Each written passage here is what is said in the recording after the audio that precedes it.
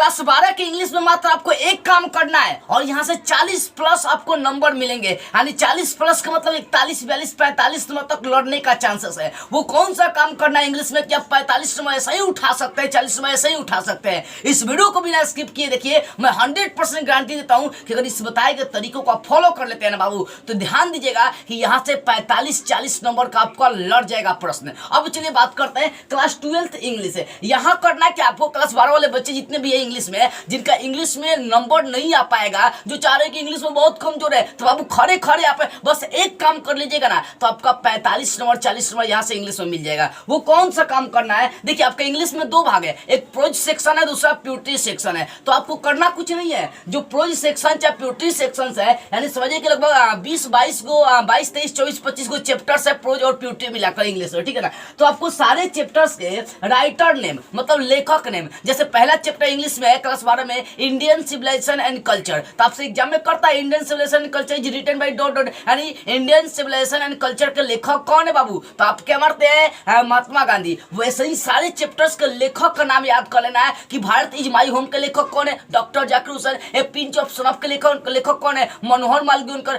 ये आपको काम करने हैं। कैसे याद नहीं करना है, याद नहीं करना है, इसको ट्विकली समझ लेना है ताकि एग्जाम में देखते तो मार दो। अब कैसे याद करना है, इसके लिए स्पेशली हम 2 वीडियो बनाए थे, प्रोज सेक्शन का ट्रिक और प्यूरिटी सेक्शन का ट्रिक। दोनों का लिंक डिस्क्रिप्शन में दे दूंगा, देख लीजिएगा एक बार जाकर। देखो ऑल चैप्टर्स के लेखक का नाम, दूसरा का उनका जन्म कब हुआ, लेखक का जन्म कब हुआ, उनका मृत्यु कब हुआ, उनका लिखाया गया किताब कौन कौन सा है। ये अगर काम कर लेते हैं ना, तो यही से सबसे ज्यादा ऑब्जेक्टिव आता है। लेखक का नेम, लेखक का मृत्यु कब हुआ, लेखक का जन्म कब हुआ, ये लेखक का कौन सा लिखा गया किताब है। ये 4 चीजें कि चैप्टर्स का लेखक कौन, उनका जन्म कब, उनका मृत्यु कब, उनका लिखा गया किताब कौन। जैसे my experiment with truth is written by dot dot, Indian civilization culture में ही पढ़ना है, ठीक है ना।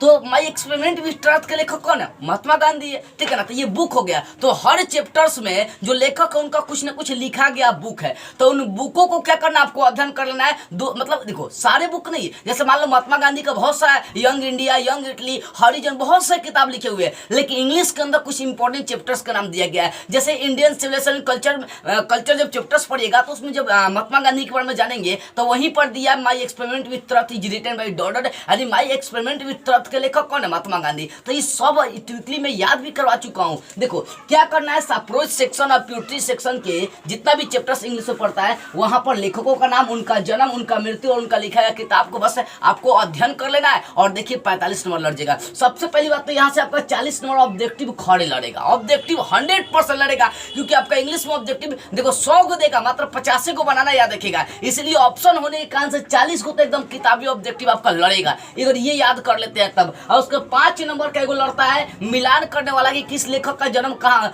किस चैप्टर्स का कौन लेखक है, 5 नंबर का देता है। तो खड़े आपको 45 नंबर यहाँ से लड़ जा रहा है, ठीक है। विश्वास नहीं है तो आप तैयारी करिए इसके अनुसार, और एग्जाम में जब मार्क करिएगा ना तो दिल आपका गदगद हो जाएगा। आप कहेंगे सर सच में आप बोले थे कि एकदम लड़ जाएगा, तो लड़ी गया, ठीक है ना। तो देखो तो जो ऑल चैप्टर्स है इसके लेखक का नाम कैसे याद करेंगे, चैप्टर्स के लेखक का नाम ट्रिकली याद करना है। प्रोज सेक्शन और प्यूरिटी सेक्शन पे स्पेशली मैं वीडियो बना चुका हूँ कि कैसे ट्रिक के माध्यम से याद करना है। डिस्क्रिप्शन में दोनों का लिंक दिया हो। याद नहीं करना है कि इस चैप्टर्स का लेखक ई है, ई है, ई है, याद नहीं करना है, सिर्फ समझ लेना है, ट्रिकली समझ लेना है। ट्रिक से मैं बना चुका हूँ पहले वीडियो, इन दोनों का लिंक दे दूंगा। प्रोज सेक्शन और प्यूरिटी सेक्शन के लेखक कौन है, उनका जन्म कब हुआ था, उनका मृत्यु कब हुआ था, उनका लिखा गया किताब कौन कौन सा, ट्विकली में इस सब को समझा चुका हूं। तो इस वीडियो को आप डिस्क्रिप्शन में लिंक दे दूंगा, जाकर एक बार देख लीजिएगा। और नहीं तो 40-45 नंबर आपका ऐसा ही आसानी से एग्जाम में छूट जाएगा। और मैं नहीं चाहता हूं कि आपका एग्जाम में एक नंबर छूटे। जब 40-45 नंबर एक काम करने से आपको मिल रहा है, सोचिए 25 को तो इंग्लिश में 20, 22, 23, 24, 25 को चैप्टर्स होगा। आप 25 को चैप्टर्स के लेखक का नाम, मृत्यु, जन्म और उनका लिखा गया किताब कुछ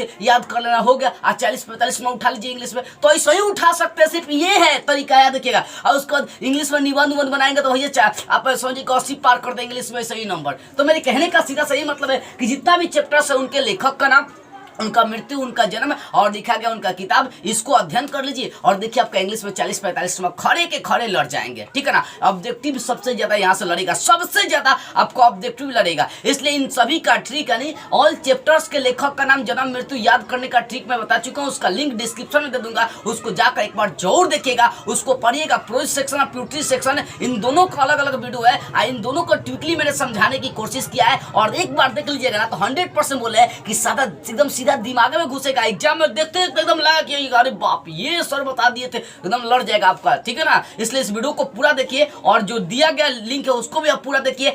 एक काम जरूर करेगा, इस वीडियो को कुछ बच्चों के पास शेयर करिएगा, क्योंकि इतना चिल्लाने का कुछ तो कुछ मेहनत होना चाहिए। इस वीडियो को जितना हो सके सही बच्चों के पास आप शेयर कर दीजिए। यदि आप इंपॉर्टेंट प्रश्नों का नोट लेना चाहते हैं, मुझसे कुछ पूछना चाहते हैं, मुझसे बातें करना चाहते हैं या किसी अन्य टॉपिक पर वीडियो बनाना चाहते हैं तो स्क्रीन पर व्हाट्सअप नंबर यहाँ से संपर्क कर सकते हैं। लेकिन ध्यान इस बात करें कि आपको कॉल नहीं करना, बल्कि व्हाट्सएप पर मैसेज करना है। जय हिंद।